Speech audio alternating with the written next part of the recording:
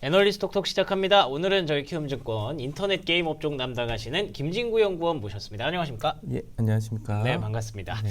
자, 오늘은 게임 업종 그중에서도 NC소프트 이야기를 해보려고 하는데요. NC소프트 제가 뭐 준비를 하면서 주가를 좀 찾아봤는데 최근에 좀 밀렸더라고요. 네네. 그 밀린 배경부터 한번 정리해 볼 수 있을까요? 이제 시장에서 결국 뭐 아이온2가 이제 주가 되겠지만은 네. 이제 게임 성공에 대한 이제 뭐 투자분들의 좀 판단 이런 것들이 좀 엇갈릴 수는 있잖아요. 그리고 이제 게임에 대한 좀 성공이라는 부분은 또 뭐 각자가 또 판단하는 기준이 다르고 하기 때문에 물론 저는 뭐 저만의 뷰를 제시드리긴 하지만 네. 네, 이거에 대해서 약간 의심하는 분들이 또 없지 않아 있을 수는 있고 네, 그러다 보니 뭐 최근 주가 흐름이 뭐 나쁘진 않았거든요. 네. 그래서 뭐 올라가는 주가에 뭐 차익 실현이 나왔을 수도 있고 근데 그 정도의 성격이라고 해석을 하고 있습니다. 아, 그렇군요. 네. 말씀하신 대로 의심하는 사람이 있을 수 있다라고 하셨는데 네. 그래서 그런가 굉장히 좀 도발적인 네. 그런 제목이 있습니다. 아직도 의심한다면 네. 하수다라고 이렇게 얘기를 해주셨는데 이거 네. 다시 그냥 뭐 해석을 해보면 아이온2에 대한 성공 기대감을 확실하게 좀 믿고 계신다는 거겠죠? 네, 맞습니다. 그 사측도 여러 번의 이제 라이브 이제 간담회를 진행을 했고 거기서 이제 게임성을 포함한 이제 BM 이런 어떤 게임을 앞두고 디테일한 포인트들을 잘 이제 유저들한테 설명을 했고 네. 네, 그런 어떤 라이브가 진행이 되면 될수록 유저들의 반향도 상당히 좀 긍정적인 반향으로 좀 돌아서면서 네, 게임에 대한 기대감도 올라가고 있는 형국이기 때문에 네. 시장에서 이러한 아이온2의 성공 기대감을 좀 더 갖고 보시는 게 저는 맞다라고 판단을 하고 있습니다. 알겠습니다. 그러면 말씀하셨던 그 라이브 세 번째 라이브가 있었다고 들었어요. 네. 거기서 이제 주목할 만한 그런 화면들 한번 보면서 얘기를 해볼까요? 그러시죠. 네. 네. 일단 제가 이제 순차적으로 설명을 드릴 건데 네. 일단 외형 BM에 대한 스크린샷 이런 것들이 좀 많이 나왔어요. 보시면은 메인이 이제 그 의상하고 그다음에 이제 무기 뭐 이런 것들입니다. 이제 보시면 뭐 지금 여자 캐릭터인데 뭐 교복의 어떤 스타일이나 이런 걸 보면 네. 그리고 이제 이 무기 보면 무기의 외형 스타일이 이제 뭐 새우네요, 이거. 네, 형상이죠.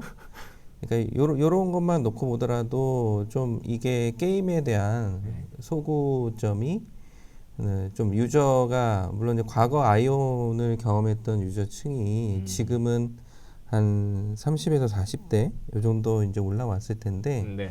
이런 유저층만 포괄하는 게 아니라 10대나 20대들도 좀 소구할 수 있는 그런 좀 매력적이고 스타일리시한 좀 외형 중심으로 디자인이 잘 설계된 것 같다.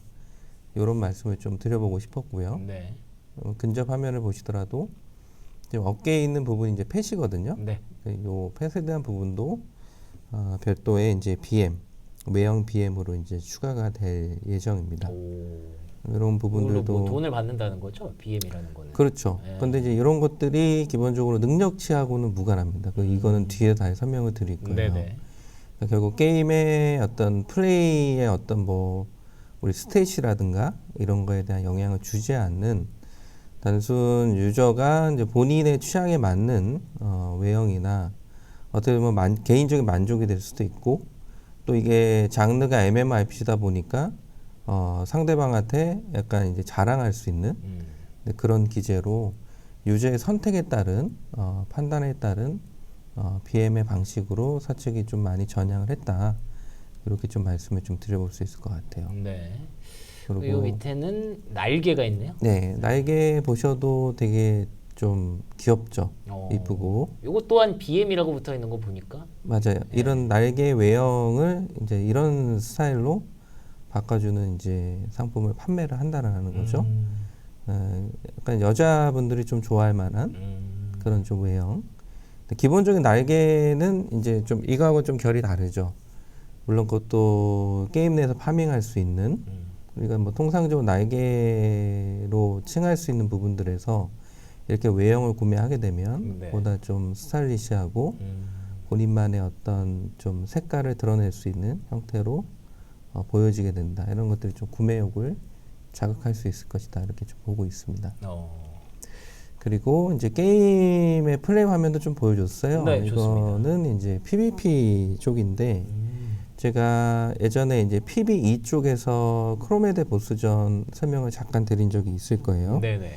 근데 이제 아이온 2의 경우에는 PVE와 PVP가 약간 균형 잡힌 이제 좀 컨텐츠 볼륨을 갖고 나오는 게임이다라고 설명을 드릴 수 있겠고, 그래서 이번에는 보면은 PVP 중심으로 캐릭터는 이제 살성이란 캐릭터라는데 이 살성 캐릭터가 이제 은신 스킬이 좀 메인이거든요.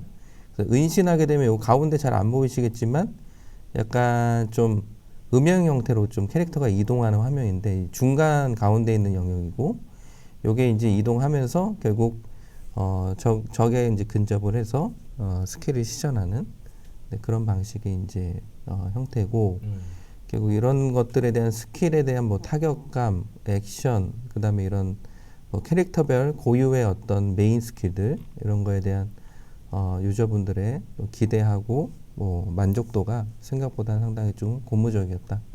이런 말씀도 좀 들어보고 싶습니다.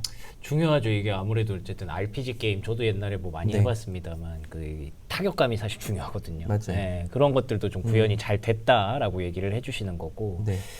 계속해서 화면을 보니까 하우징 요소라는 것도 있네요. 네. 이건 뭐죠?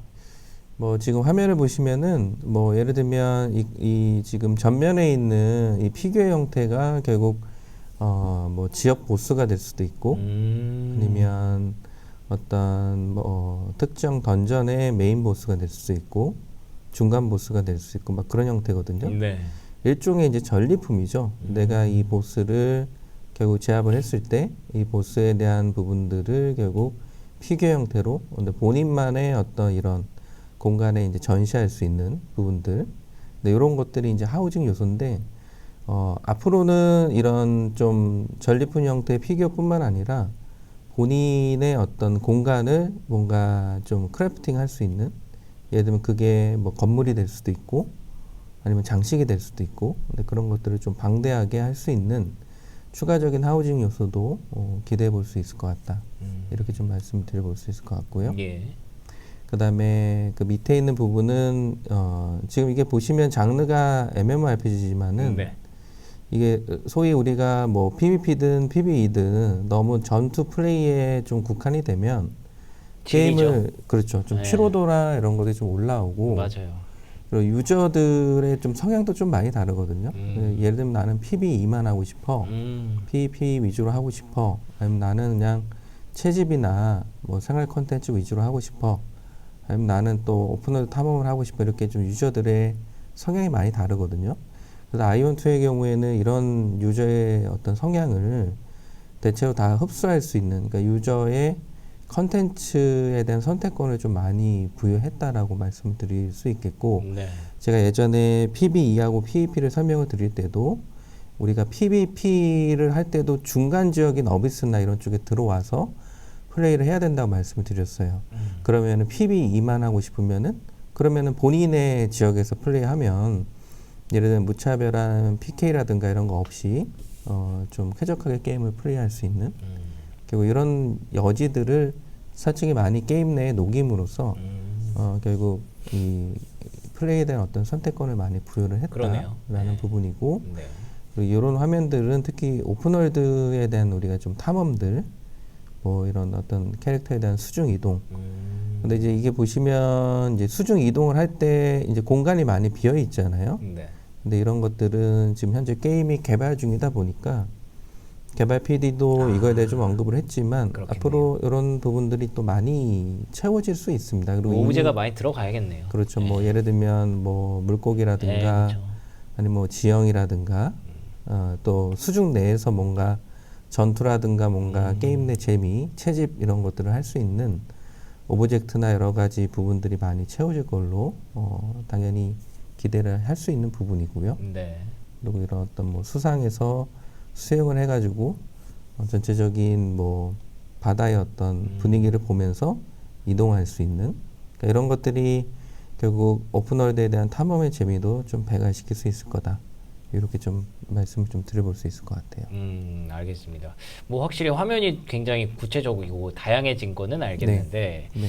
예, 결국에는 이걸로 이제 돈을 얼마나 벌 수 있느냐도 사실 중요하지 않습니까? 맞습니다. 그 BM도 뭐 잠깐 소개를 해주셨지만 네. 다음에 화면들이 이제 뭐 추가적인 기본 BM과 추가 BM 이런 것들이 있는데 이것만 간단히 한번 설명해 주시면 좋을 것 같아요. 네, 일단 핵심적인 BM에서 주된 포커스는 제가 전자에 설명드린 외형 쪽 BM이 가장 좀 무게감이 있다라고 말씀드릴 수 있겠고, 네. 기본적인 BM 관점에서는 멤버십하고 패스 상품 위주다라고 말씀드릴 수 있겠고, 예. 이 멤버십도 이번에 4차 방송하면서 오픈이 됐었어요. 기본적인 편의 기능 중심의 멤버십 약 2만 원 수준이고, 그다음에 컨텐츠에 좀 더 특화된 멤버십은 3만 원 이렇게 좀 구분이 되어 있고요. 그러니까 이런 어떤 과금에 대한 방식에 대해서 현재까지 유저들의 거부감은 크게 있지 않은 상태입니다. 오히려 상당히 이런 거에 대한 과금에 대한 레벨이 기본 BM에 있어서는 기존의 유저들이 NC소프트에 대해서 갖고 있었던 그런 어떤 의심이나 오해들이 좀 오해 있었죠. 이런 거에 비하면 상당히 좀 긍정적이고 놀라운 반향들이 좀 많았다. 이렇게 좀 말씀드려볼 수 있겠고, 네. 그다음에 이제 추가적인 BM, 핵심 BM으로 제가 말씀드린 이 외형의 이 4개 의상, 무기 외형, 펜 날개 요 4개에 달하는 외형이 결국 이 BM의 핵심일 것이다. 이렇게 좀 말씀드려볼 수 있겠습니다. 알겠습니다. 뭐 충분히 뭐 포인트를 많이 짚어본 것 같은데 네. 혹시 뭐 좀 더 보강하고 싶으신 내용이 있을까요? 뭐 이런 부분들도 중요한데 네. 뭐 예를 들면 외형을 살 때 네. 우리가 게임 내 다이아라고 하죠. 네. 네, 그게 이제 큐나라고 하는데 큐나로 구매를 할 수 있고, 근데 이런 부분들이 결국 능력치하고는 무관하다 말씀드릴 수 있겠고, 능력치에 영향을 줄 수 있는 거는 유저가 직접 인게임 내에서 파밍한 장비 기반으로 태워지는 구조인데, 그걸 이제 워딩을 하다면 이제 수집 포인트라고 이제 기재를 했는데, 네. 이 수집 포인트의 경우에도 인게임 장비라고 하더라도 이 능력치는 상당히 좀 미미한 수준이기 때문에 결국 중요한 거는 유저가 실제로 게임 내에서 다른 유저들하고 어떤 전투나 아니면 PVE를 할 때 스킬이라든가 어떤 전체적인 이런 어떤 연계, 유저들 간의 어떤 협동 이런 것들이 더 중요한 게임이다 이런 걸 말씀드려 볼 수 있겠고, 네. 그리고 하나만 더 말씀을 드려보면은 요 교환소 시스템인데 결국 이제 키나는 이제 이게 이제 골드고요, 소위 우리가 큐나는 아까 말씀드린 이제 다이아인데 이게 이제 자유롭게 거래소를 통해서 교환이 가능하다라는 부분이고, 그러면 결국 뭐 이런 거죠. 유저가 예를 들면 뭐 나는 과금을 뭐 안 하고 그냥 자유롭게 편안하게 하고 싶어. 키나를 벌어서 살고 그렇죠. 싶어 할 수도 있고. 그렇죠. 네. 그렇게 할 수 있고, 그리고 그렇기 때문에 결국 MMO라는 건 기본적으로 유저가 많아야 또 재미가 있거든요. 그렇죠. 그래서 과금을 많이 해주신 분도 계실 거고, 뭐 중간 라인의 분들도 계실 거고, 근데 결국 무소과금 분들도 많이 있어줘야 게임에 대한 재미라든가 그렇죠. PVP라든가 이런 것들이 또 활성화될 수 있고, 이런 또 무소과금 분들이 또 이런 키나 기반의 골드를 잘 파밍을 해서 이런 것들에 대한 거래소로 또 작동을 하게 되면 전체적으로 이 액티브 유저 베이스가 상당히 좀 볼륨이 커질 수 있겠다. 이런 말씀을 좀 드려보고 싶었습니다. 알겠습니다. 자, 이런 것들을 탑재한 아이온2가 이제 조만간 찾아오게 됩니다. 로드맵을 보니까 10월 16일부터 사전 서버와 캐릭터명을 선점해서 11월 13일 G스타 시연, 그리고 11월 16일부터는 PC 사전 다운로드, 사전 커스터마이징이 있다고 하는데, 뭐 여기까지는 아이온 런칭은 11월 19일이네요. 근데 여기까지는 알겠는데 이게 사실 MMORPG 특성상 네. 강력한 또 경쟁자가 있으면 또 문제가 되잖아요. 근데 여기 리포트에 쓰신 내용도 보니까 네디즈의 연운이라는 그 게임이 있나 봐요. 네네. 이게 이제 글로벌 런칭이 올해 11월이라고 합니다. 네. 그러면은 이게 또 겹쳐버리는 거라서 이거 혹시 어떻게 변수가 될 수도 있지 않을까요? 근데 제가 여기 워딩으로 기재를 해놨지만 네. 연우는 기본 베이스가 이제 싱글 플레이 중심이고 거기에 이제 일부 뭐 협동 중심의 멀티플레이가 추가된 게임성 정도일 거고요. 예.